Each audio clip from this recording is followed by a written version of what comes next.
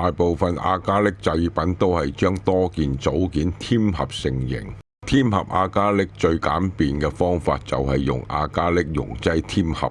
阿加力溶劑係由哥羅芳製成，係一種無色、少少攻鼻、容易滲透、容易揮發嘅液體。操作時要保持良好通風。之前喺香港買到嘅阿加力溶劑呢，覺得貴，包裝又求其，使用唔方便，同埋容易走氣。之後喺淘寶見到有類似嘅，於是買嚟試下，用咗幾年，覺得同香港買嘅冇分別。而香港一般用毛筆尖阿加力溶劑方法，我認為不如用針筒方便，同埋減少浪費。針筒可用圓針針嘴，或者改用軟膠針嘴。我習慣係用軟膠針嘴。我再將啲溶劑倒啲喺細樽度，用起嚟更加方便。每次再用針筒抽取2到3 cc， 為咗減少揮發，抽取之後要保持樽蓋扭緊。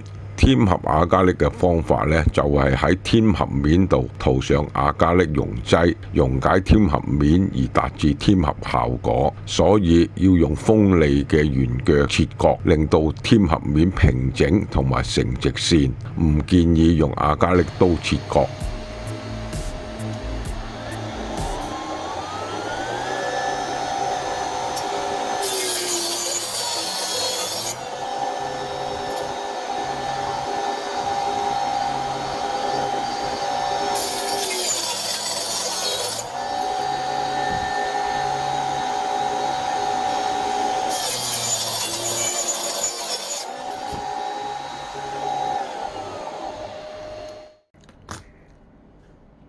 喺添合前先撕走添合位附近嘅保護紙。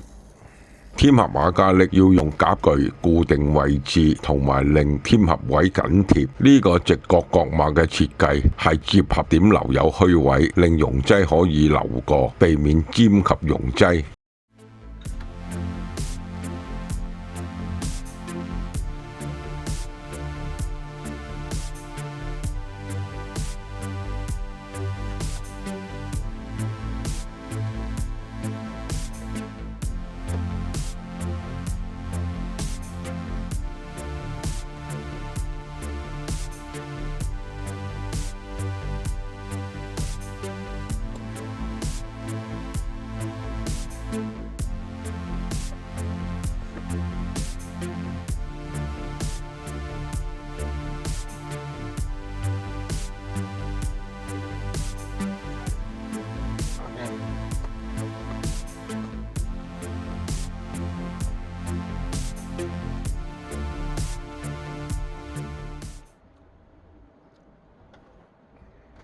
接合前要小心檢查接合位置同穩固度。之後斜置個接合位，除咗直接注入溶劑外呢，仲可以等啲多餘嘅溶劑自然流入啲接合縫。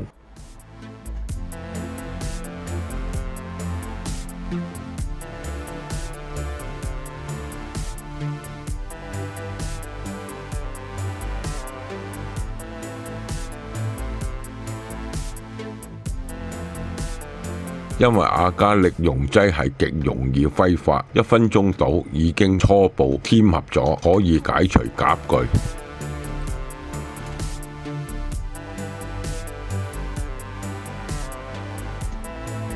為咗加強2mm 呢一類薄板嘅添合穩固度，可以喺添合位置再加添阿加力三角骨條。加添咗三角骨條後，有接近圓身彎曲嘅穩固度。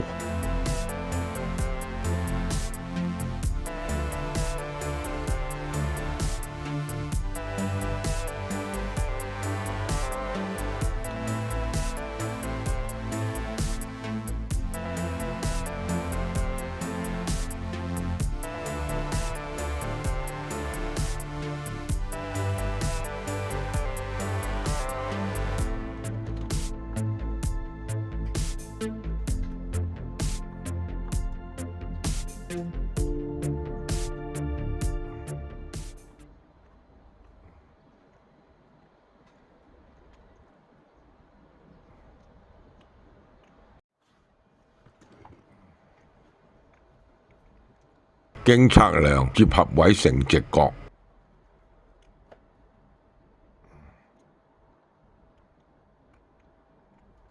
對於添合唔同厚度嘅亞加力板，盡量使用更大嘅添合面積。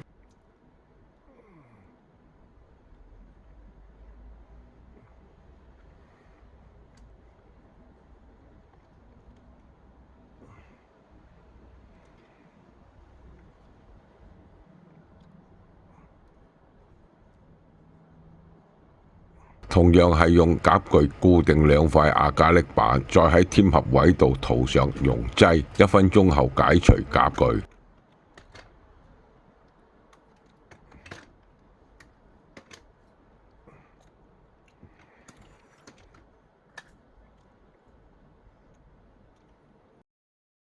直角檢查 OK。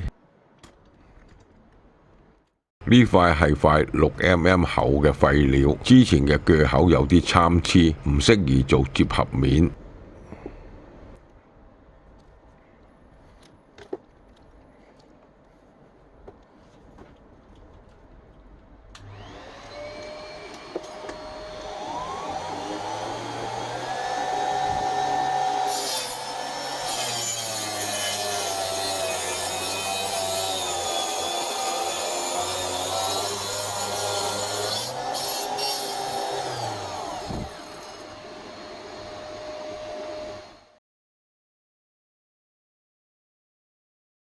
新鋸嘅鋸口平整好多。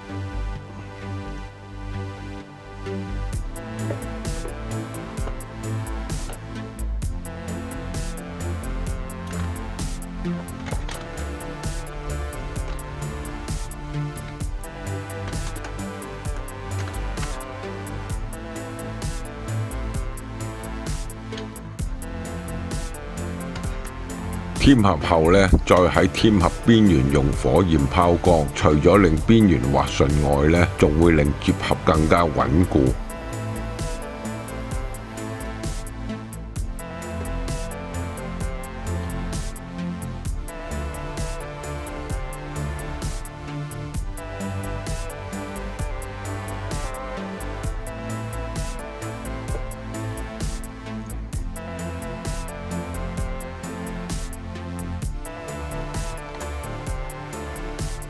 如果手頭係冇夾具輔助，都可以用膠紙穩固添合位置。不過除咗費事之外，同時唔一定會成功。